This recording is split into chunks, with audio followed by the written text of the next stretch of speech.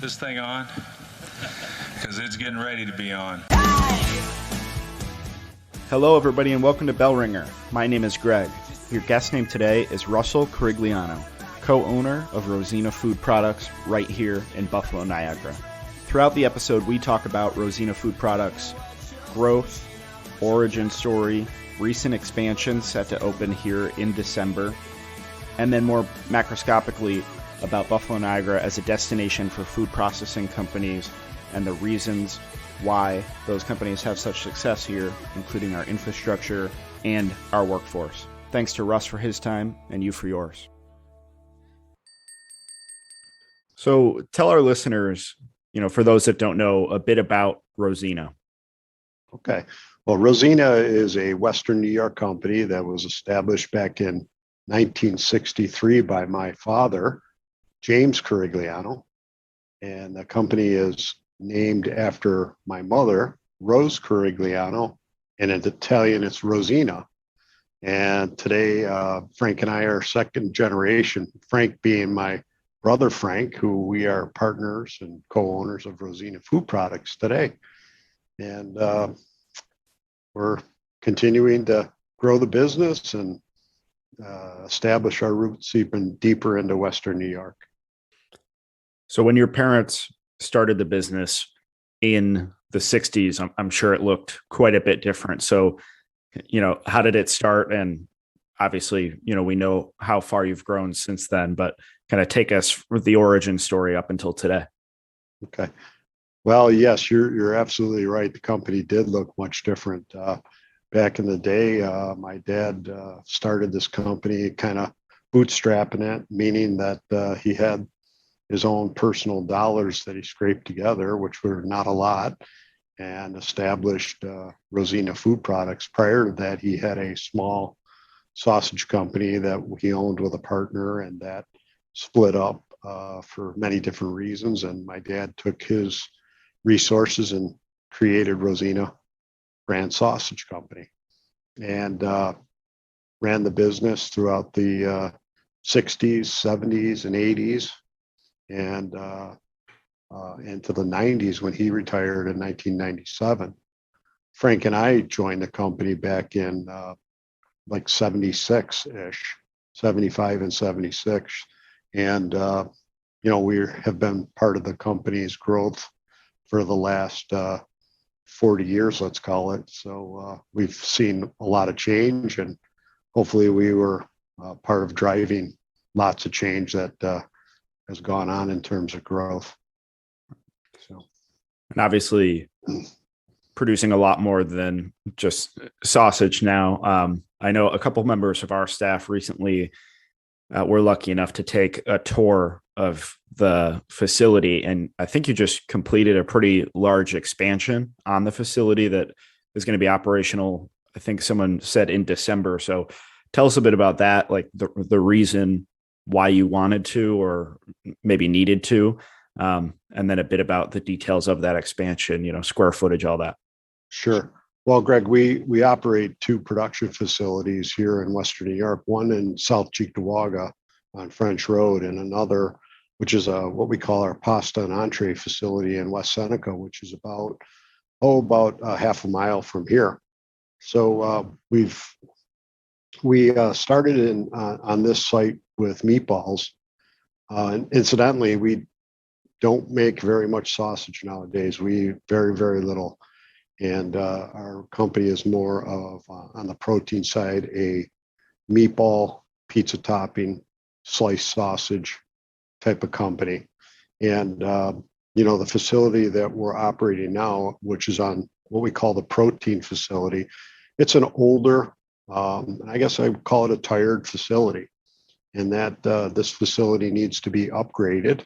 So we have plans to open our new facility, which is adjacent to the pasta facility, which is half a mile from here.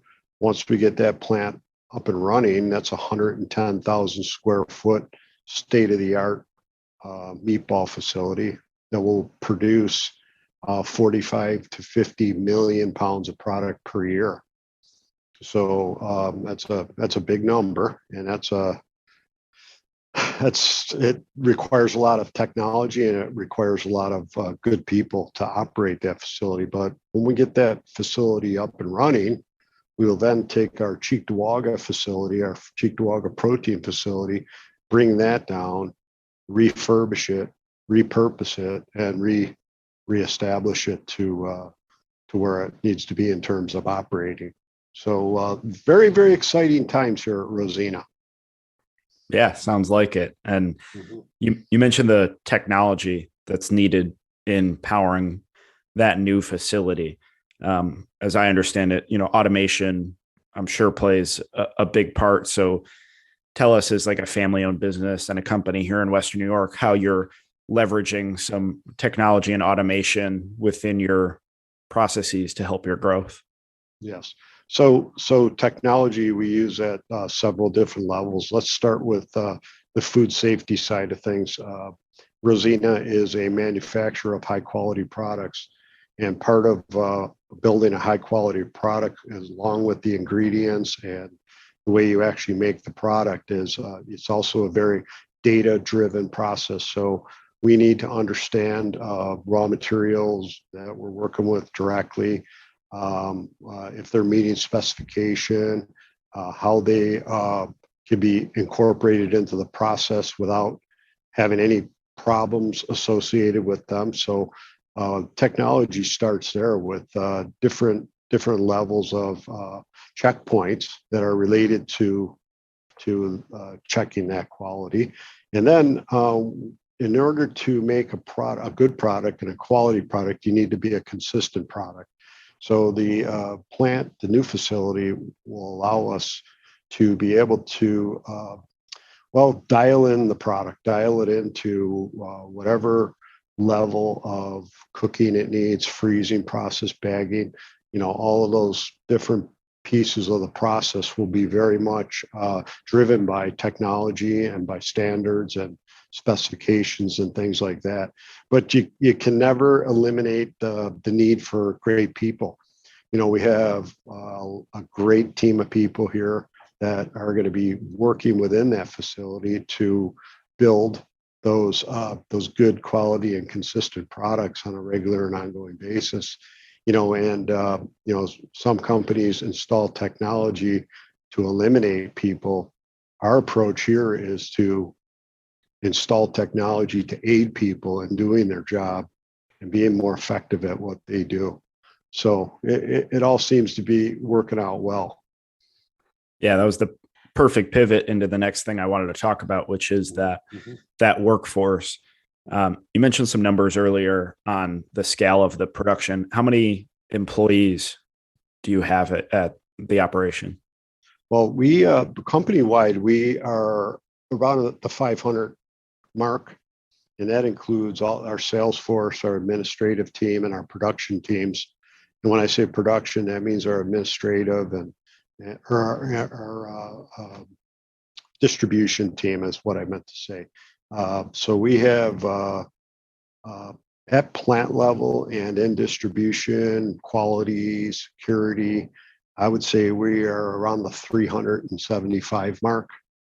And, that under 125 is administrative and sales and marketing.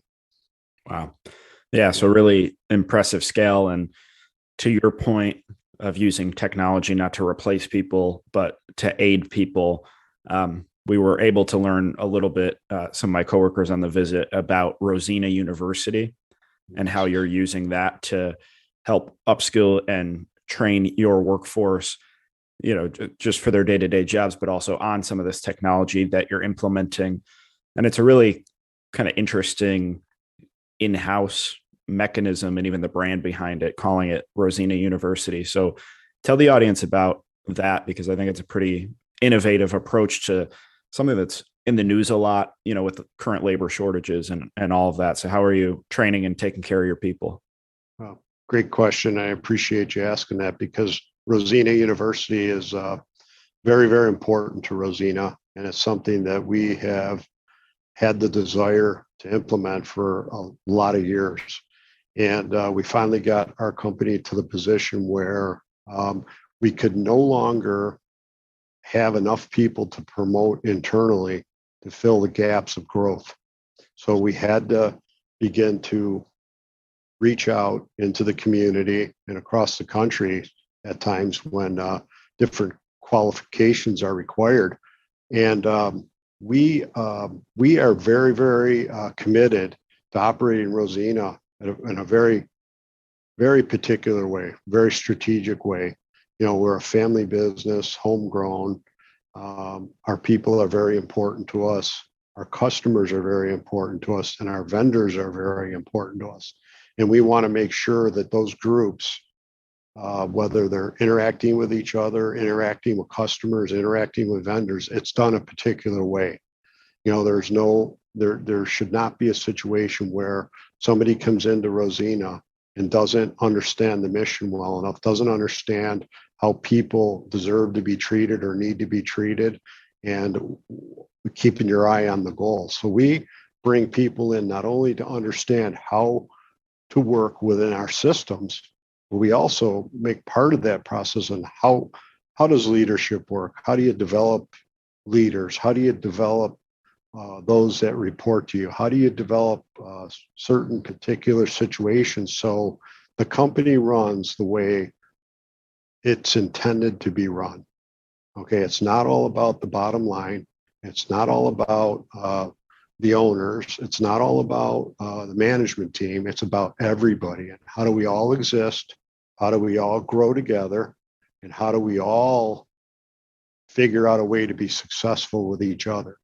And that's a big part of Rosina University. You can no longer rely on, well, okay, just follow me and do what I do and you'll get it. No, we want to actually sit our people down. They deserve to know how they should develop within our organization. And what I do with a lot of younger people, Greg, is I tell them this short little story. It's when you're on the younger side and you're making a career decision, find a good company. Find that company that you think is good and solid. Join that company if they'll have you, and settle down there. What I mean settle down is find a groove there and then figure out a way how to maneuver through that company and grow within that organization. And with a lot of the younger people these days, which I think we call them millennials, those millennials deserve to know that this is what you need to do to be successful. This is what you need to do. You need to stretch. You need to go that extra mile. You need to impress your leadership team. And when they ask you to do something out of the ordinary, if you could do it, do it. And then when there's an opportunity for growth or promotion, your name floats to the top. And that's what you want to make sure you do. So find that good company, maneuver your way through it. And, there's a lot of young people these days that spend 6 months at a job and say, I'm not going anywhere. I'm going next door. I'm not going anywhere here. And next thing you know, they spent 5 years moving around, where if they would have found that good company and stuck with it, they would have been at that level that they want to be at ultimately. Okay, so I hope I answered your question the way you expected me to, but it's all about developing people into that right skill set. Yeah, certainly. And I think this conversation might, of taking care of your people might parlay well into the next topic I want to cover, which is, some of the impacts that the pandemic had on business. We've been asking a lot of our guests who are, business leaders and C-level executives at companies across Western New York, just ways in which your company or, your workforce, any of that had to pivot through the pandemic, and, any creative ways that you've made it through or even made improvements afterward. Well, again, great question. One of the things that we learned very quickly when the pandemic knocked on our door, when I say our door, the world's door, one of the things that we do really well at Rosina, and we became even better at it, is communicating with people. We communicated to the point where I think we were almost over communicating, but we were telling people what we were doing about it, the safety equipment that was going to be provided, how we needed to interact with each other. When you enter the facility, this is what you need to do. This is what you need to do. And, I have a belief, and I think that it's true, that people not only want to be safe, they want to feel safe. They want to feel like what you're doing or what you're providing them is making a difference. So we created a COVID committee that met. At first, they met every single day, and they said, okay, here's the issues that are being presented to us. How are we going to react to them? And I think we did it in a very thoughtful way, and I think we did it in a very effective way. So when people heard what the company had to communicate, it was actually true and believable that, hey, this is what we're doing. And as a result of that, I am super proud to say that our people showed up every day. Rosina did not miss a beat. Unfortunately, we did have some people throughout the organization that did become infected, and they obviously couldn't be here. But for the most part, our people showed up every day, and they actually said on a regular basis, hey, we're doing good stuff here. We're producing product for people. We're helping feed the community. We're helping feed the country, and we're glad to be here. And you know what? That really makes you feel good, because very easily people could say, you know what, I'm not coming to work. I'm going to stay home. And we were able to keep everybody employed, and we were able to keep our plants running and supplying our customers. So at the end of the day, I think the team here did a really good job working through the pandemic, as we continue to do today. Right. So I want to zoom out here now. Obviously, we kind of just covered a lot of ground about the success of Rosina here in Western New York. And for some of our listeners that might not know, the Buffalo Niagara region and, Western New York is a pretty successful hub of food and beverage and dairy processing companies, yourself being one of them. So as a leader at a company and a leader within that industry, for our purposes, as we try and attract more Rosinas to Western New York to continue to grow our economy, what do you think Western New York, Buffalo Niagara, what strengths do we possess, specific to your industry that a company should know about? Well, the number one absolute positively thing that I could say is the people. We have access to a solid workforce. Does that mean everybody? No, it doesn't. Well, I would say 8 people out of 10 here want to get up in the morning and want to go to work and want to do well. We have a solid workforce at Rosina, and we are every time that we go out to hire people, when we bring them in, we are amazed with the quality of the people that we're actually able to get. Not only does that from the management side and the administrative side, but into the facilities and into the plants, we get good, solid people that want to be here. And then secondly, I think we have access to roadways. We have a decent infrastructure, and as long as you have that solid workforce, you're going to do well. Well, I greatly appreciate your time today and, all your insights. Before I let you go, we always end on a couple hard-hitting blizzard round questions. So okay, if you were a flavor of ice cream, what would you be? I would be maple walnut. What's a book or TV show that you'd recommend? Book. There's so many good books. I always enjoyed Barbarians at the Gate and Straight to the Gut with Jack Welsh. Okay. Do you prefer a text or phone call? I prefer a phone call. Hiking or skiing? Hiking. Bills or Sabres? Really tough. Bills A1, Sabres A2. Good answer. And last question, appropriate for a food company, chicken wings, drumstick or flat? Drumstick. Thank you very much for your time today. Really appreciate it. Thank you, Greg, and I appreciate talking to you and to your audience. Bell Ringer is a podcast by Invest Buffalo Niagara, the region's privately funded, nonprofit marketing and economic development organization. Please rate this podcast, follow our social media channels, and read our blog at buffaloniagara.org for the best of Buffalo Niagara. Come grow your business with us.